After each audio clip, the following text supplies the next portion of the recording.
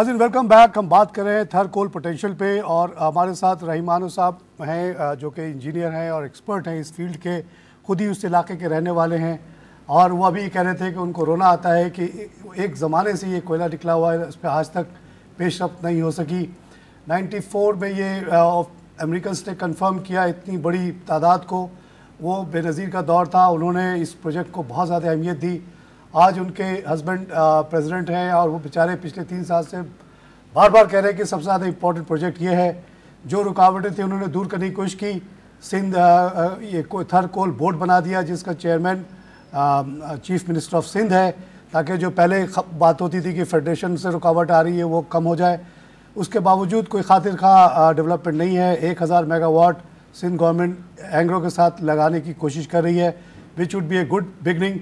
लेकिन मैंने एक प्रपोजिशन रखी थी वली साहब के सामने कि जो ट्रीटमेंट हमने शनवा के साथ किया, एक चाइनीज़ कंपनी जो 6000 मेगावाट बिजली लगाना चाह रही थी, उस दौर में मैं भी उस इलाके में जाता रहा हूँ 2004 से लेके 8 तक।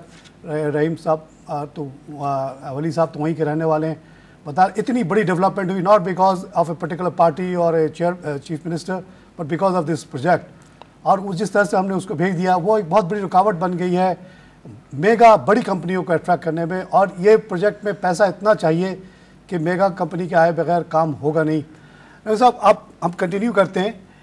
एक इशू जो अक्सर लोग उठाते हैं, हालांकि वो इतना इस पॉइंट पे रेलेवेंट नहीं है।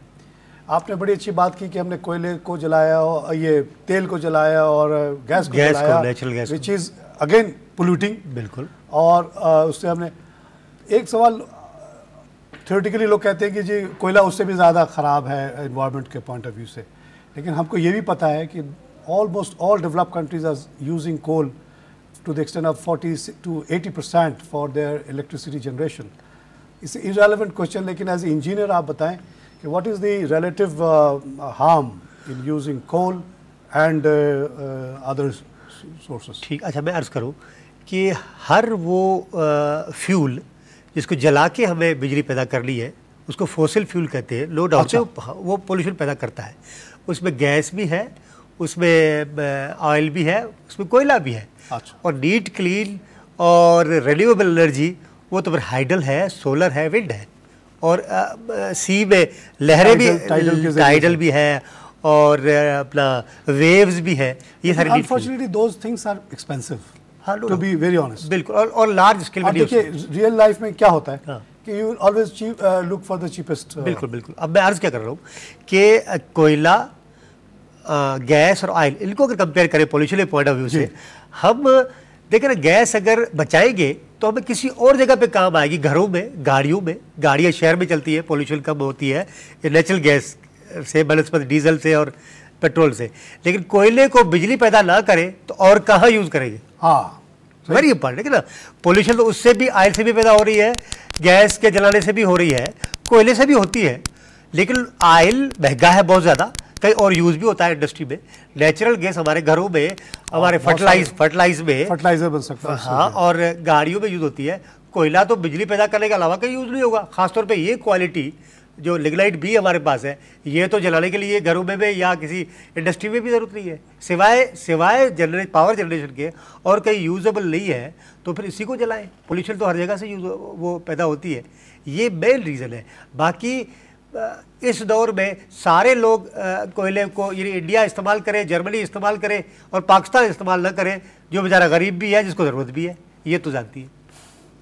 सर इसी सिलसिले में एज ए इंजीनियर मैं आपसे एक बात पूछना चाहता हूँ। समर मुबारक बन साहब वो कहते हैं कि कोयले को बगैर निकाले हुए गैसिफिकेशन के ज़रिए से हम वो कहते हैं कि 500 बरस तक 50,000 मेगावाट बिजली पैदा कर सकते हैं। ये गैसिफिकेशन क्या होता है? क्या इज़ इट ट्रू? जैसे आपने भी एक बड़ा ज़बरदस्त प्रोसेस बताया कि नीचे कोयला रखो, ऊपर रेत रखो, नीचे पानी है, तो उससे भी तो दैट इज रिन्यूएबल। वो तो बिल्कुल वो रिन्यूएबल है, उसमें तो जलाने की जरूरत नहीं है। वो जलाए, वो कोयला अपनी जगह पे रहेगा। अच्छा, उसकी हीट से आप, लेकिन व्हाट इज गैसिफिकेशन? वो कहते हैं कि अंदर ही वो जलेगा, गैस निकलेगा, उससे बड़ी अहम बात है। अच्छा, अब जो पहले वाली बात, एक बात रह गई कि पोल्यूशन 21वीं सदी में उसकी ट्रीटमेंट अब कोई मसला नहीं है। अच्छा, हाँ, ये भी एक, यानी कोयला अगर आप चाहें तो उसको ट्रीट करके कंट्रोल कर सकते हैं। उसमें जो जो जो चीज़ बचेगी बाय प्रोडक्ट के तौर पे यूज होगी, बल्कि वो पोल्यूशन, अच्छा, उसको जो सूट वगैरह होगा उसको आप रोक के उसको बेच सकते हैं, बेच भी सकते हैं। तो ये कोई इतना बड़ा इशू नहीं है। अगर इशू होता भी तो हम बिजली बनाते भाई, हमें जरूरत है। नहीं, अब पूरी दुनिया बना रही है, पूरी दुनिया बना रही है, सीधी सी बात। हाँ, चाइना हो, अमेरिका हो, 60%, मैंने जो चार्ट पढ़ा था कहीं 90%, इंडिया 60% पे पहुंच गया है, हम 0.1% पे खड़े। किसी जमाने में 0.3% था, यानी कोयटा को मिला के, लाखड़ा को मिला के हम कोई 3% थे, अब वो भी उससे भी नीचे आ गए, अब 0 समथिंग पे चले गए। यानी दुनिया में हम लोग लोएस्ट होंगे और बहुत बड़ी ज़खायर पे बैठे हुए। अच्छा, एक और बड़ी अहम बात है कि थर कोल अल्लाह ने जिस जगह पे दिया है, ये भी अल्लाह का हमारे ऊपर करम है। ये वो जगह है जहाँ लॉ एंड ऑर्डर सिचुएशन बहुत ज़बरदस्त है। मैं खुद आई फुली इंडोर्स, मैं रात को जब पहली दफ़ा गया था 2004 में, आई वॉज ऑन ए केकड़ा फ्रॉम इस्लाम कोर्ट टू नगर पार्क। रात को देखा कि बिल्कुल अंधेरा हो गया था, रात को 9 बज रहे थे, फैमिलीज उतर रही हैं बज़े आराम से, बच्चे छोटे बीवी लेके चले जा रहे हैं अंधेरे में। मैंने कहा भाई कि पागल हो गए लोग, कहाँ जा रहे हैं भाई, इनको कोई लूट लेगा, कोई मार देगा, रेप कर देगा। कहने लगे यहाँ ये सब वर्ड किसी ने सुना नहीं जो आप कह रहे हैं। क्वेश्चन है सर। दूसरी बात, गाड़ी जा रही है, अब गाँव का सामान वहाँ उतार देगी रोड पे, गाड़ी चली जाएगी, वो बंदा नहीं है, वो बंदा आराम से दूसरे दिन आके सामान उठा के ले जाएगा। ये हकीकत बता रहा हूँ। मैंने ये आर्टिकल भी लिखा था कि अनबिलीवेबल प्लेस। और सुबह मवेशी वो रस्सी खोलते चले जाते हैं, वापस आ जाते, कोई रह गया तो फिर जाके वो उसको ले आते, कोई और दूसरा नहीं ले जाएगा। एक ये बात। दूसरा कि वह पॉपुलेशन बहुत थोड़ी है, देख रहे, ये भी अहम बात है ना। कराची के नीचे अगर कोयला निकलता हमारे लिए मसला होता ना, वो तो फिर कराची को हटाओ, बेकार होता। तो ये सारी चीजें बड़ी अहम है, एक साइड पे है और बड़ा पीसफुल इलाका है सर। लेकिन पानी का मसला नहीं होगा वहाँ पे जी, अगर आप बड़े पैमाने प्रोजेक्ट्स लगाएंगे वहाँ पे, तो what would be the solution for water?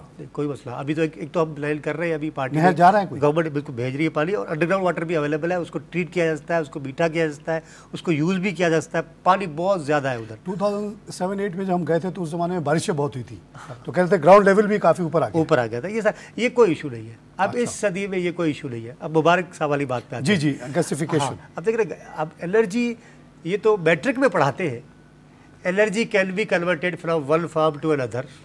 हाँ, कन्वर्ट हो सकती है, but can not be created. ठीक है, लेकिन आइंस्टाइन ने बोला कि नहीं, क्रिएट भी हो जाएगी। मास को तेज दौड़ाओ तो क्रिएट भी होगी, E = mc²। वो सेपरेट चैप्टर है। कहने का मतलब है कि एनर्जी का फॉर्म चेंज हो सकता है। कोयले को हम गैस में बदल सकते हैं, कोयले को हम डीजल में भी बदल सकते हैं। अच्छा, हाँ, coal to diesel, coal to natural gas, हो सकता है सारा कुछ। लेकिन इसमें मैं क्योंकि वहाँ थर का रहने वाला हूँ, गरीब हूँ वही का, और कई सालों से देख रहे हैं मुश्किलात।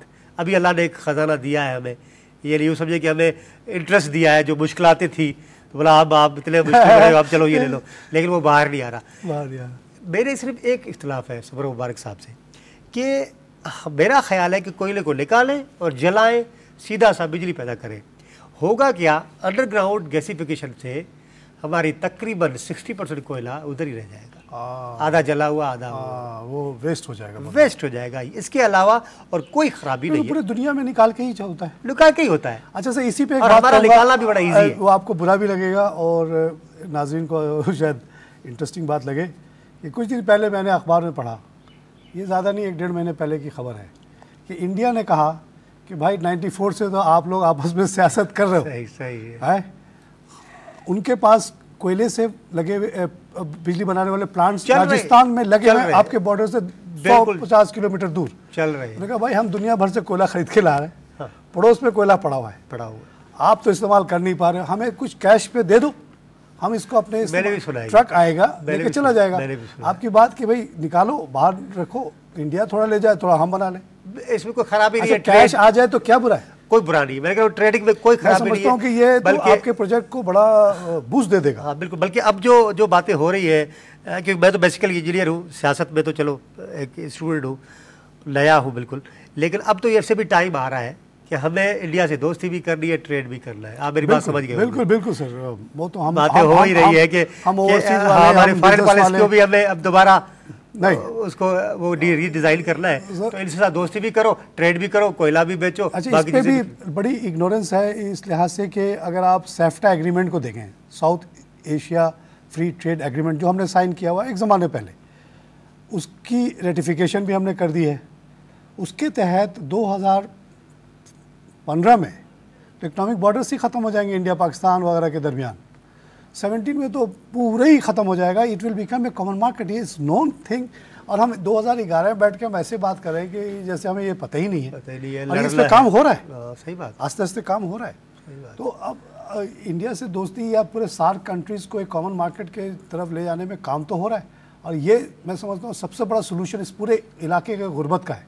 बिल्कुल सही बात। जिस दिन ये हो गया, आपके थरपारकर से 4 रास्ते खुल जाए जैसे पहले थे नगर से रास्ता था, वीरा से रास्ता था, मोनाबो से था, इधर गुजरात की तरफ गुजरात से था, टूरिज्म शुरू हो जाए, लोग आना जाना शुरू हुआ, ये तो जगह पहचाना नहीं जाएगा। बिल्कुल कोई खराबी नहीं मैंने और कल्चरली लोगों में कोई फर्क भी नहीं है। बिल्कुल एक लोग हैं, और हमेशा से एक ट्रेडिंग ब्लॉक रहा है। अब ये जो बर्लिन वॉल बन गया इतने सालों से, अब इसको अगर हम किसी तरह सॉफ्ट कर दें, ख़त्म कर दें, ट्रेडिंग शुरू कर दें, मुल्क अपने अपनी जगह पे कायम रहेंगे।